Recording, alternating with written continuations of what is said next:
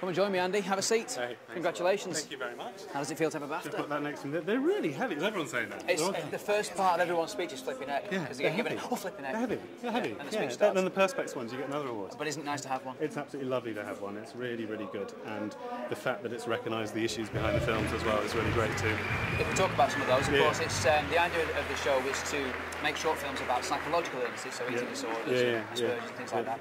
How did you even start to approach something that effectively is, I mean, it's obviously a very difficult subject to talk about, not something everyone talks about openly. So how do you then approach that and show making in the same way? Well, I cheated probably because my background's I'm a clinical psychologist, so I used to work in that area. So there's a little bit of a cheat, wasn't there? Right. So I kind of knew the subject area. We'd made a series before for adults, and now we thought this is really good if we can start thinking about young people.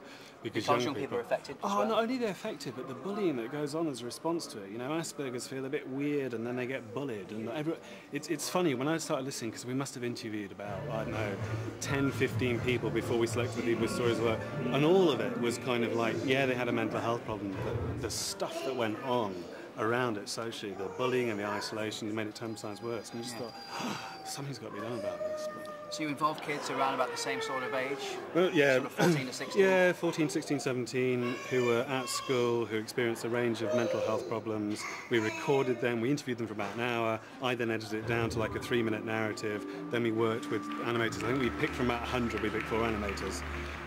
Who were great. They were absolutely fantastic and brilliant, and they got it completely. And then we worked slowly with animating, making sure that the people who gave the testimony kind of were fine with what we were doing. That was the process. And with regards to subject matter and what you were talking about and what you wanted to make a show about, did you have support from people higher up to say, yeah, that's a great idea, or did people feel a bit sketchy about it because of its content? No, most people felt absolutely fine about it. It was, you see, the thing is with mental health, it can often be a bit, hands off. But if you're doing it with stuff that looks interesting and engaging, then it's a really good way to engage with the issue. It's great. Excellent. Congratulations once Brilliant. more. Enjoy your night.